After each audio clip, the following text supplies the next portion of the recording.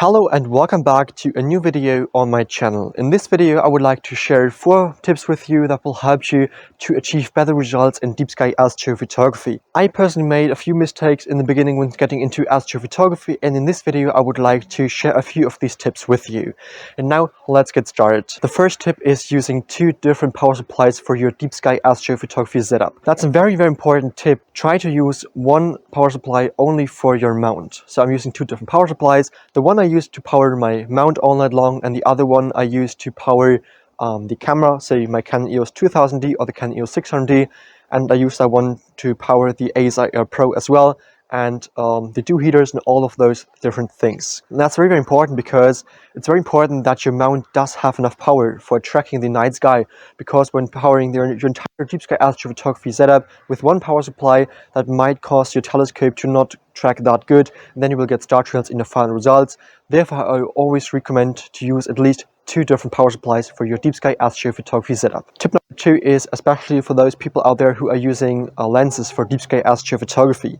As you know, when using a lens for deep sky astrophotography, usually we like to capture as much light as possible, and therefore some people think it's the best to use the maximum aperture of your lens, but that's not that good. Therefore, I always recommend you not use the maximum aperture of your lens, because that will help you to achieve better star quality. So when the maximum aperture of your lens is f2.8, I usually recommend to use something like f3.2 or even slower. So that helps you to achieve better star quality, and especially the stars and the edges will be better.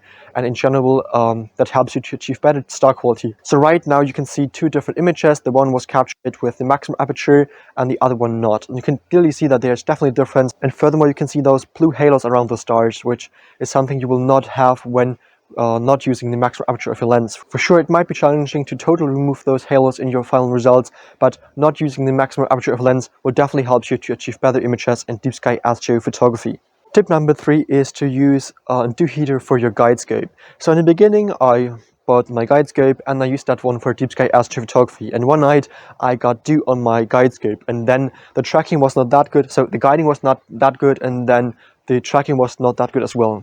As I already mentioned, the very first time I had a lot of problems with guiding when not using a dew heater on that guide scope. And the problem was that in the course of a night I had a lot of dew and ice on the guide scope, and therefore the camera was not able to see stars through the guide scope, and therefore the tracking was not that good. So next morning I checked the images and I saw that there were a lot of star trails on those final images, and therefore I was not able to use these images for creating an image of a deep sky object, unfortunately. And since then I'm always using a dew heater on my guide scope, because that helps me to reduce ice and dew on my lens, and that helps me to achieve perfect tracking, and therefore that helps me to achieve better images in deep sky astrophotography. Tip number 4 is to not walk near your telescope when capturing images of deep sky objects. So especially beginners often try to check their images all the time when capturing images of deep sky objects, and then they move and walk near their telescope, but that's not that good, because that might cause the ground to move depending on the ground where you're capturing your deep sky object, and then your tripod might move and your entire deep sky astrophotography setup, and that will cause star trails in your final images, and therefore your images will not be that sharp and you will get star trails in the final results, which is something we do not want to have in deep sky astrophotography.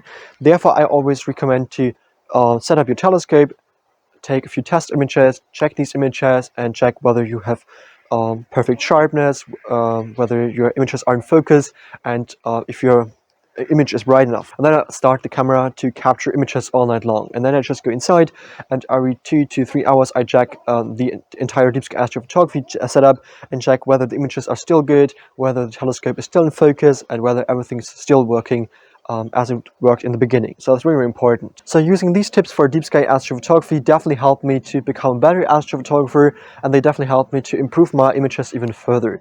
Therefore, it was very important for me to share these tips with you so that you are able to improve your images even further as well. If you have other tips or mistakes other astrophotographers should know, feel free to write these ones down below in the comments, because that would definitely help other astrophotographers in this hobby too. If this guide and this video was helpful to you, I would really appreciate a like and a subscription. Otherwise, thank you so much for watching, and until next time. Cheers guys, Felix.